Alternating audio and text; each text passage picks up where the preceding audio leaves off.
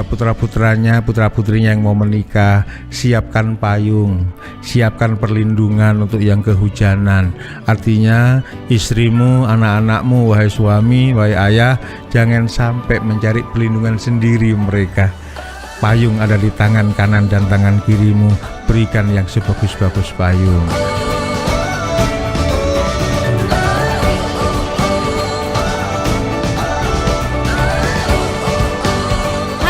Lagi di Radar Malang Podcast bersama-sama Kirana dan pastinya masih bersama Ustadz Anas, penghulu viral dari Malang. Nah, Ustadz, menyambung di perbincangan kita di sesi 1 yang tadi itu kan sempat ngomong jangan-jangan dulu penghulu itu bukan cita-cita gitu ya Ustadz ya, nggak ada yang bermimpi jadi penghulu gitu kan.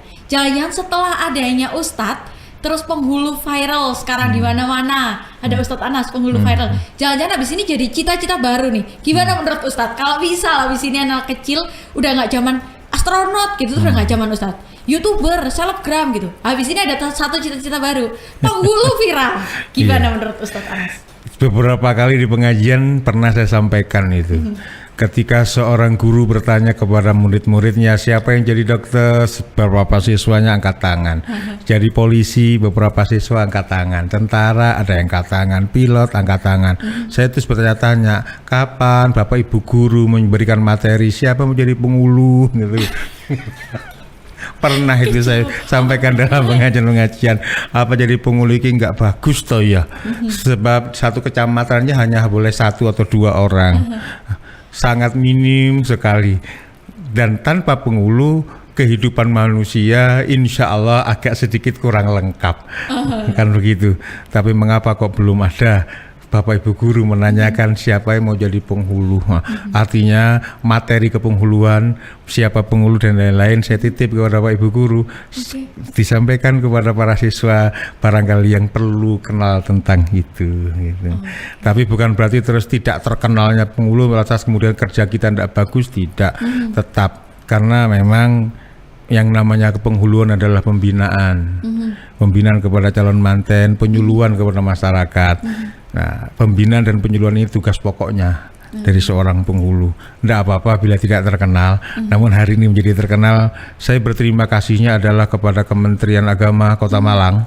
Saya terima kasih kepada Kepala Kementerian Agama Kota Malang, terima kasih kepada Kakanwil Provinsi Jawa Timur. Saya berterima kasih kepada Menteri Agama.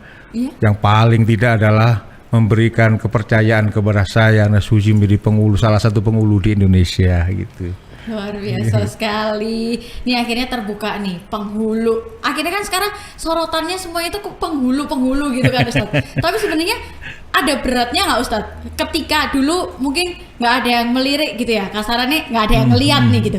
Terus sekarang semua sorotannya ke penghulu. Akhirnya kan media maupun masyarakat itu cari tahu penghulu itu seperti apa, terus kerjanya ngapain gini, jadi sorotan gitu. Susah nggak? Ada beban tersendiri nggak Ustadz? Insya Allah tidak ada beban apapun, karena memang pelaksanaan penghulu memberikan pendampingan, penyuluhan, pembinaan kepada manten dan bahkan keluarga, ya karena tugas pokok dan fungsinya adalah itu. Lillahi ta'ala betul. Adapun setelah lillahi ta'ala ada tambahan terkenal, viral di macam-macam media itu tadi, ya itu bumbu saja itu. Tidak ada pengaruh apa-apa. Tidak lantas kemudian menjadi lupa dalil, ya enggak, ya tetap berjalan. Iya, tapi ingat ya Ustadz, karena kan dipanggilin terus habis ini ya Ustadz ya. Iya, ya cuman di beberapa hari ini kita memang mempercayai kesibukan, menerima kesibukan dari berbagai media juga ingin tahu dan bagaimana, terutama adalah pendapat saya tidak ada apa-apa, biasa saja. Malah justru saya terima kasih kepada semua bentuk media yang mempopulerkan istilah penghulu, sehingga anak-anak kita pun yang saya dengar, anak-anak dari teman atau anak siapa, mereka ikut bangga. Ini kan teman ayah, ini teman ibu, ini teman ayah itu, ya akhirnya ikut bangga.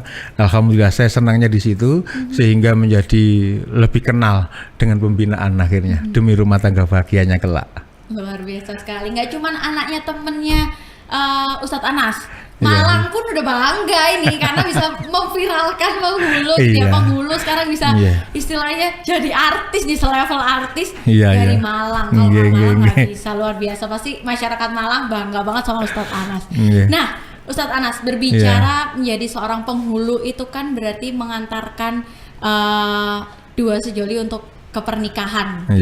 Nah, kita tahu bahwa pernikahan itu kan gerbang baru. Kebetulan kan saya belum menikah, Ustadz.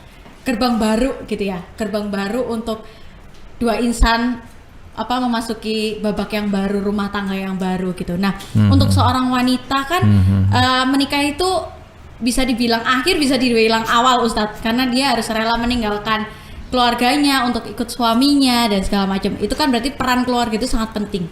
Nah, menurut Ustadz Anas sendiri, seberapa penting sih Ustadz peran keluarga makna keluarga bagi Ustadz Anas sendiri? Alhamdulillah kepada saudaraku yang sudah menikah, para suami, siapkan pengayoman yang bagus biar para istri, para anak tidak mencari pangayupan sendiri-sendiri. Angger ilingono padang warno jolali, pitutur uri-uri orang yang dulu kepada putra-putranya, putra-putrinya yang mau menikah, siapkan payung, siapkan perlindungan untuk yang kehujanan. Artinya istrimu, anak-anakmu, wahai suami, wahai ayah, jangan sampai mencari perlindungan sendiri mereka. Payung ada di tangan kanan dan tangan kirimu, berikan yang sebagus-bagus payung. Payung ono lurombo lan sempit, amoh lan api. Payung memang ada dua, ada payung bagus. Payung bagus terbentuk melalui pendidikan. Maka pendidikan, raih yang sebaik-baik pendidikan, baik formal maupun non formal, melalui sekolah maupun non sekolah. Intinya berpendidikan yang bagus, spiritual yang cukup, kepada Allah jangan lupa, kepada agamanya jangan hanya sebatas aksesoris saja.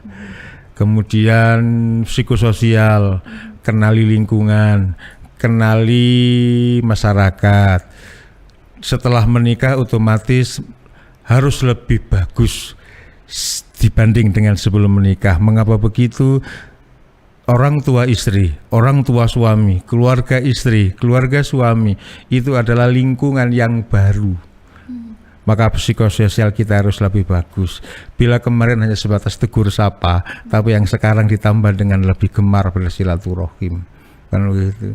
Ditambah lagi psikologis.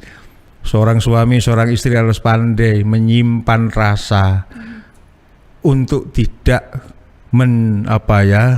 suka membuka aib orang lain, membuka aib suami, membuka aib istri. Kalau dalam bahasa Quran, wahai suami, jadilah engkau baju menutupi kekurangan istrimu, wahai istri, jadilah engkau baju untuk menutupi kekurangan suamimu. Insya Allah dari yang saya terangkan ini ada pendidikan spiritual, psikososial, psikologis, dan yang terakhir adalah sehat rohani, jasad jasmani, biologis. Insya Allah yang namanya berkeluarga melalui pernikahan menjadi terbentuk lebih baik. Itu modalnya. Adapun aksesoris setelah modal, jujurlah engkau dengan istri suamimu. Tidak akan pernah bahagia dan keluarga bisa menjadi pecah karena ketidakjujuran suami atau istri. Dan yang kedua, punyalah rasa senang beribadah bersama. Suami berdoa, istri mengamini. Suami waladhdallin, istri mengamini. Allah Karim. Di situ juga bentuk untuk membentuk rumah tangga yang bagus.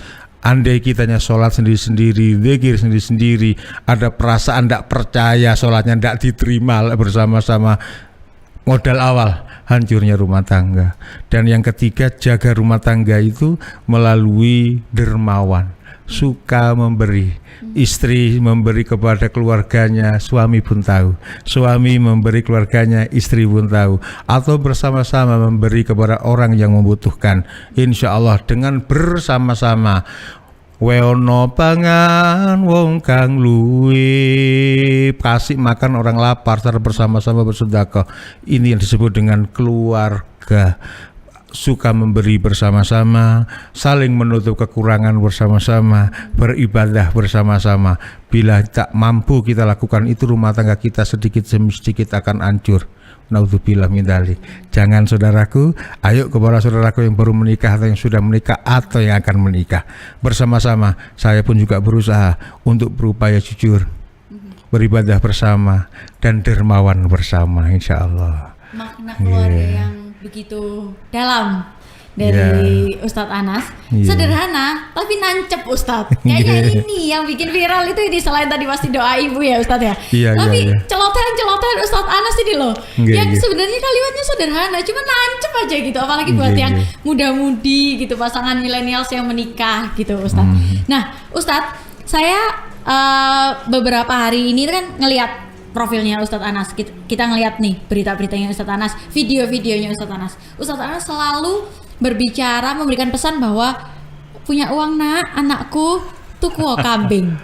Lah, kenapa sih Ustadz harus kambing? Kenapa nggak langsung sapi? Atau kenapa nggak hewan yang lain? Boleh mungkin dikulik nih Ustadz sekarang. Saat itu sekitar tahun 80, saya makan di depan pintu. Nasi putih tanpa lauk pauk yang saya lupa menyebut ini. Bapak tiba-tiba dekati saya. Kemudian Bapak duduk bersila dan berkata, "Le, aku nyuwun sego nih." Paham saya saat itu Bapak ingin ikut dahar. Saya dekatkan piring saya ke Bapak. Ternyata Bapak hanya ambil beberapa cuil nasi dan kemudian dilempar ke jalan depan rumah, teras rumah, yang saat itu ada dua ekor burung gereja. Dilempar nasi yang sedikit itu, otomatis burung terbang. Terus Bapak berkata, "Iku engko dimaem ambek manuk, lek gak engko ya engko sore apa meneh, tapi dimaem." Saya diam, dalam tanda petik gak ngereken, wis meneng. Tiba-tiba Bapak bicara, "Sok lek duitmu akeh, duitmu sisa, tuku panganane manuk." Ngono. Saya pun juga ndak ambil pusing, saya hanya dengar saja, "Lek duitmu sisa, beli pakan burung." Saya ndak praktek itu tahun 80. 81, 2, 3, 4 sampai kemudian tahun 2002 baru saya teringat pesan moral itu. Saat pindah rumah habis kita dibangun, terus resmian rumah, ada seorang teman membawa 2 ekor burung kenari dengan 2 sangkarnya.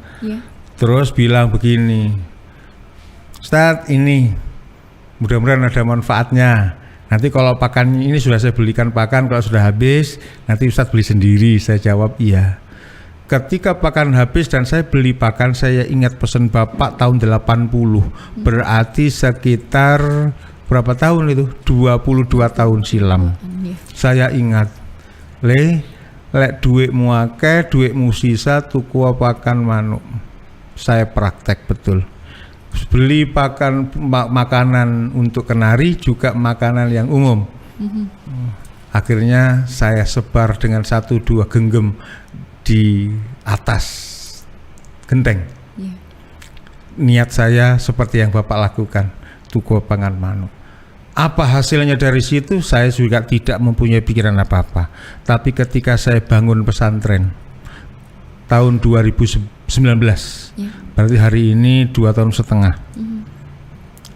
Di pesantren yang belum jadi, hanya ruang-ruang yang belum cukup jadi ini,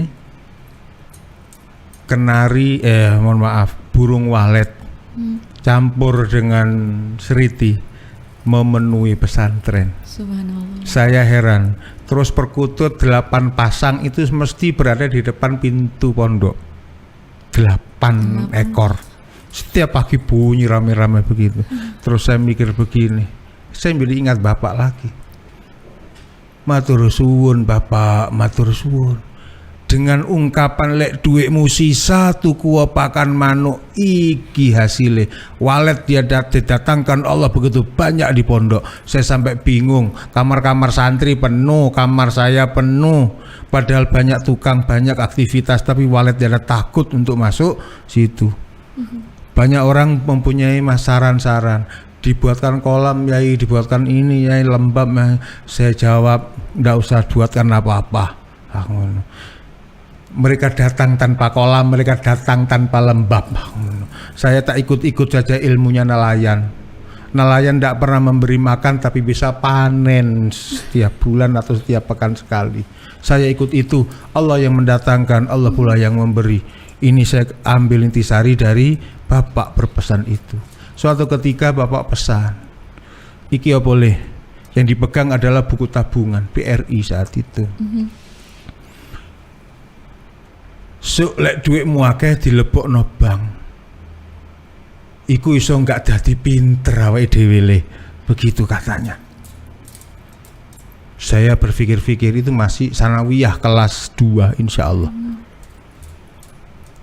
Saya bertanya, kok ngoten Pak? Kok begitu Pak? Umpama duitmu 50 yuta di bank.